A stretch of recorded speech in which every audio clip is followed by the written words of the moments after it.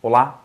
Hoje eu venho fazer um comentário sobre um trabalho publicado em 2019, onde os autores elencam dois objetos de estudo, as conexões entre a boca e o cérebro e as conexões entre o intestino e o cérebro. Como assim? Alimentos calóricos, quando passam pelo nosso tubo digestivo, promovem a liberação de um neurotransmissor chamado dopamina no sistema nervoso central. E tradicionalmente nós associamos a dopamina com respostas de prazer e com aquele reforço positivo que esse alimento calórico dá quando nós os ingerimos. Porém, esses autores vêm mostrar que além dessa resposta imediata, também existe uma resposta tardia. E que essa resposta tardia talvez esteja relacionada com mecanismos de formação de hábito e de saciedade. Então vamos com toda calma. Se você me pergunta, Fabrício, o que é que eu vou ganhar te assistindo nos próximos minutos? A resposta é, nos próximos minutos, conversaremos sobre as conexões boca-cérebro, intestino-cérebro e tentaremos perceber como essas conexões estão relacionadas com o desejo por alimentos calóricos. Vamos juntos. Então, vamos olhar para o título do trabalho que a gente pode ver aqui do lado. Ele mostra assim para a gente que a ingestão de alimento recruta circuitos dopaminérgicos tanto pela sua passagem pela boca, onde a gente vê ali os circuitos orossensoriais, quanto após a ingestão.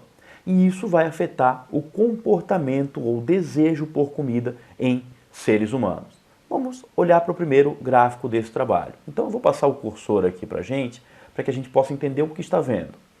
Num dos eixos nós temos a passagem de tempo, num outro eixo, ativação de diferentes áreas cerebrais. Então é o primeiro gráfico para a gente começar a evoluir sobre isso.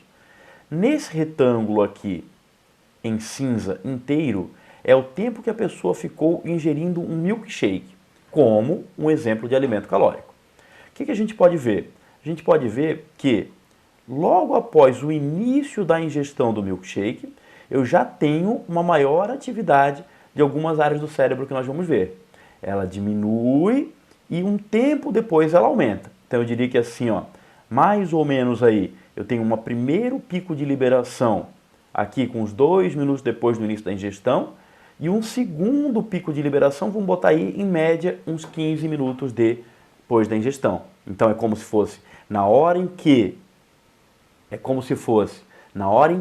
o meu cérebro está recebendo esse alimento passando pela boca, e depois que eu engoli esse alimento e esse alimento calórico chegou no meu tubo digestivo, também ele interferindo no comportamento do sistema nervoso central. Então, voltamos para o trabalho. Voltando para cá, essa é uma figura legal para a gente começar a fazer essa conversa.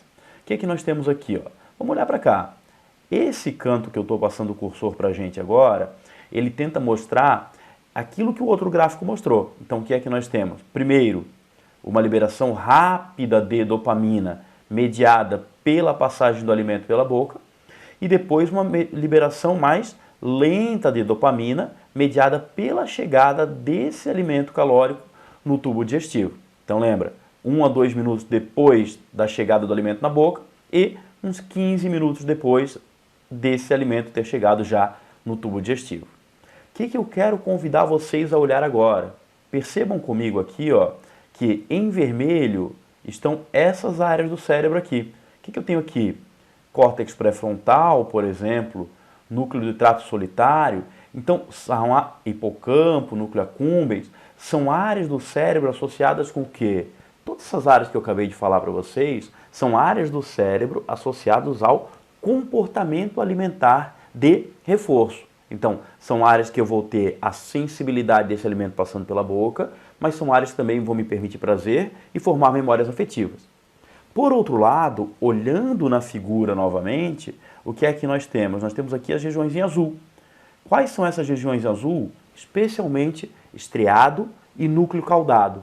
Se você me disser, Fabrício, o que eu devo lembrar quando eu falo de estriado e núcleo caudado?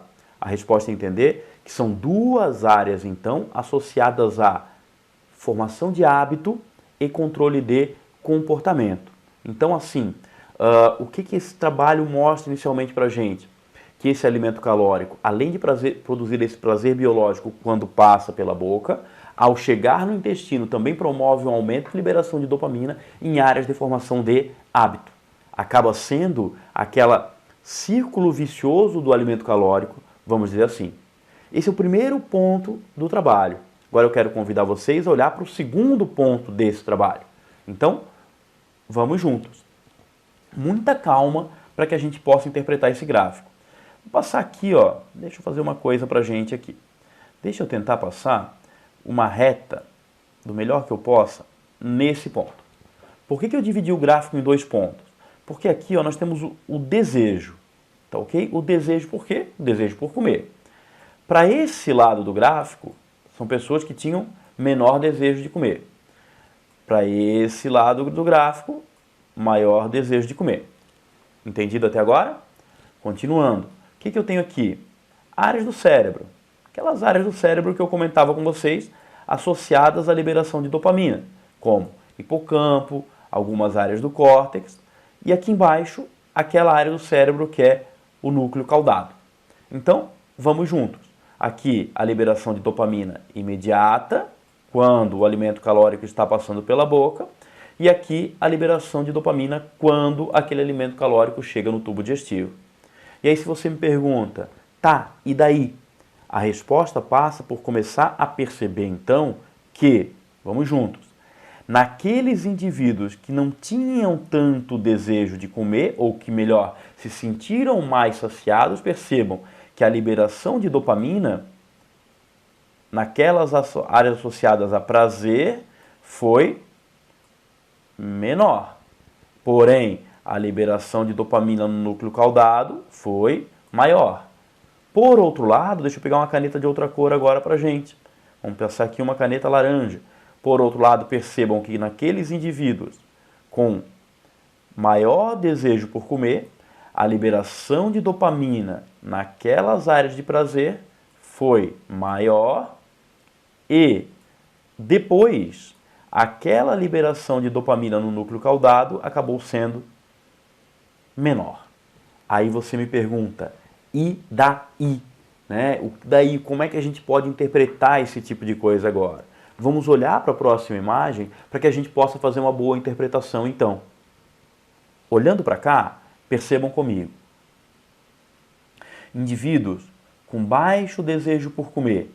O que o trabalho mostrou? Mostrou que quando o alimento calórico passava pela boca, eles tinham o quê? Eles tinham menores liberações de dopamina naquelas áreas do cérebro que eu compartilhei com vocês.